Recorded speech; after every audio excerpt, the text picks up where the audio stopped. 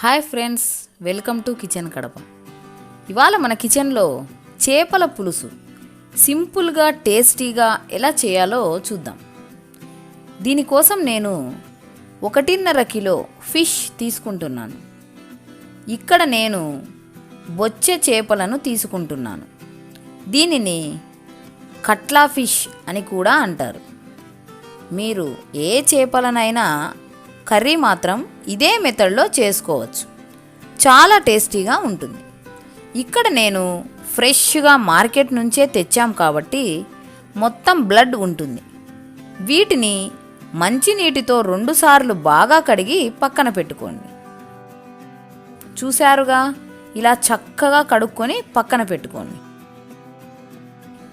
ఇప్పుడు ఒక పిరికెడు రాళ్ల ఉప్పు తీసుకొని దీనిలో వేసుకొని ముక్కలకు బాగా పట్టేటట్లుగా ముక్కలను పైకి కిందికి తిప్పుకుంటూ మిక్స్ చేసుకొని పక్కన పెట్టుకోండి.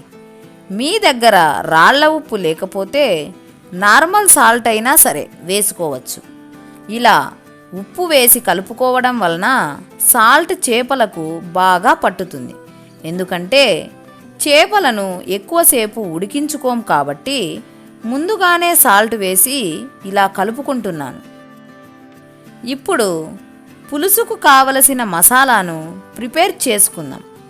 దీనికోసం నేను మెంతులు 1/2 టీ స్పూన్, పల్లీలు 2 టేబుల్ స్పూన్లు, జీలకర్ర 1/2 టీ స్పూన్, నిమ్మకాయ సైజు అంత చింతపండు, 1 వెల్లుల్లిగడ్డ, 5 ఎండుమిరపకాయలు, 1 ఇంచు అల్లం, 2 ఉల్లిపాయలు, 2 టేబుల్ స్పూన్ల ఎండు కొబ్బరి పొడి కానీ కొద్దిగా కొబ్బరి తురుము అయినా తీసుకోవచ్చు, 2 టేబుల్ స్పూన్ల ధనియాలు. ఇక్కడ నేను ధనియాలు తీసుకుంటున్నాను. మీరు కావాలంటే ధనియాల పొడి కూడా వేసుకోవచ్చు. ఉల్లిపాయలు, అల్లము తరిగి పెట్టుకోండి. అలాగే వెల్లుల్లి పొట్టు తీసి పక్కన పెట్టుకోండి. ఒక బౌల్లో చింతపండును వేసుకొని కొద్దిగా వాటర్ వేసి నానబెట్టుకొని పక్కన ఉంచుకోండి.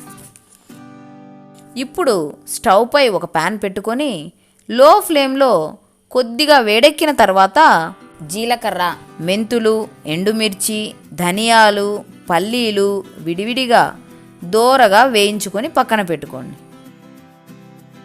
ఒక మిక్సీ జార్ తీసుకొని వెల్లుల్లిపాయలు, అల్లం, మనం వేయించి పెట్టుకున్నటువంటి మసాలా దినుసులు, కొబ్బరి పొడి అన్నీ వేసుకొని 10 సెకండ్ల పాటు గ్రైండ్ చేసుకోండి. దీనికి కొద్దిగా వాటర్ యాడ్ చేసుకొని మరోసారి మిక్సీ పట్టుకొని ఇలా మెత్తని పేస్ట్ లాగా గ్రైండ్ చేసుకోవాలి. పేస్ట్ మెత్తగా గ్రైండ్ చేసుకోకపోతే కర్రీ టేస్ట్గా రాదు కాబట్టి మెత్తని పేస్ట్ లాగా గ్రైండ్ చేసుకోండి. స్టవ్ పై ఓ ప్యాన్ పెట్టుకొని ఇందులో 3 టేబుల్ స్పూన్ల ఆయిల్ వేసుకొని 1/2 టీ స్పూన్ ఆవాలు, 1/2 టీ స్పూన్ జీలకర్ర వేసి లో ఫ్లేమ్లో చిటపటలాడనివ్వండి. ఇప్పుడు తరిగి ఉంచుకున్నటువంటి ఉల్లిపాయలను, 2 కరివేపాకు రెమ్మలను వేసుకొని 1/2 టీ స్పూన్ సాల్ట్ యాడ్ చేసి గోల్డెన్ బ్రౌన్ కలర్ వచ్చే వరకు వేయించుకోండి. సాల్ట్ వేయడం వలన ఉల్లిపాయలు త్వరగా ఫ్రై అవుతాయి. ఇప్పుడు మనం మిక్సీ పట్టి పెట్టుకున్నటువంటి మసాలా పేస్ట్ను 1/2 టీ స్పూన్ పసుపు వేసి ఆయిల్ పైకి తేలే వరకు బాగా మిక్స్ చేసుకుంటూ వేయించుకోవాలి. దీనికి 10 నిమిషాల సమయం పడుతుంది. ఇప్పుడు మనం నానబెట్టి ఉంచుకున్నటువంటి చింతపండు బాగా నలుపుకొని గుజ్జు తీసి పులుసు ఇందులో కలుపుకోండి. దీనికి 1 గ్లాస్ వాటర్ యాడ్ చేసుకొని బాగా మిక్స్ చేసుకోండి. ఒకసారి టేస్ట్ చూసుకొని రుచికి సరిపడా సాల్ట్ను యాడ్ చేసుకోవాలి. ఇక్కడ నేను 2 టీ స్పూన్ల సాల్ట్ వేస్తున్నాను. దీనికి 1 టీ స్పూన్ మిర్చి పౌడర్ యాడ్ చేస్తున్నాను. స్పైసీగా కావాలనేవారు మరొక టీ స్పూన్ వేసుకోవచ్చు. దీనిని మీడియం ఫ్లేమ్లోనే ఓ 10 నిమిషాల పాటు ఉడకనివ్వాలి.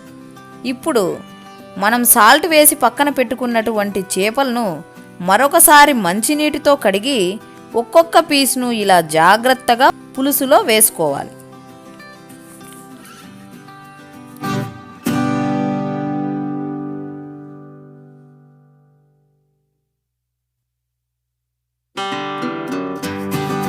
ఒకసారి పాన్ను ఇలా కదిపారంటే పులుసు చేప ముక్కలకు పడుతుంది. ముక్కలన్నీ పులుసులో మునుగుతాయి. ఇంకా ఏమన్నా చేప ముక్కలు కనిపిస్తుంటే స్పూన్తో ఇలా ఇలా అడ్జస్ట్ చేసుకోండి. ఇప్పుడు పాన్పై మూత పెట్టుకొని మీడియం ఫ్లేమ్లోనే ఇలా ఆయిల్ పైకి తేలే వరకు ఉడికించుకోవాలి. దీనికి మరో 5 నిమిషాల సమయం పడుతుంది. ఇప్పుడు తరిగి ఉంచుకున్న కొత్తిమీరను కూడా చల్లుకొని మరో నిమిషం పాటు ఉడికించుకోండి. గరిటెతో చేప ముక్కలను కదపకూడదు. ఈ స్టేజ్లో చేప ఉడికి ఉంటుంది కాబట్టి గరిటెతో కదిపితే నలిగిపోతాయి. కావాలంటే పాన్ను ఇలా 2 చేతులతో పట్టుకొని షేక్ చేసుకోవచ్చు. ఒక ముక్కను తీసుకొని ఉడికిందో లేదో చెక్ చేసుకోండి. ఇక్కడ మనకు చక్కగా ఉడికిపోయాయి. స్టవ్ ఆఫ్ చేసుకొని సర్వ్ చేసుకుంటే సరిపోతుంది. ఈ చేప పులుసు అనేది వేడిగా ఉన్నప్పుడు తినకండి. కాస్త చల్లారిన తర్వాత తింటే టేస్ట్ కూడా బాగుంటుంది. అంతేనండి, మన టేస్టీ చేపల పులుసు రెడీ. మీరు కూడా తప్పకుండా ఈ రెసిపీ ట్రై చేయండి. మీకు కానీ రెసిపీ నచ్చినట్లయితే లైక్ చేసి మీ ఫ్రెండ్స్కి కూడా షేర్ చేయండి.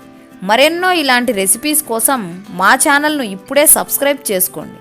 మరొక రెసిపీతో మీ ముందు ఉంటుంది మీ కిచెన్ కడప. Thank you.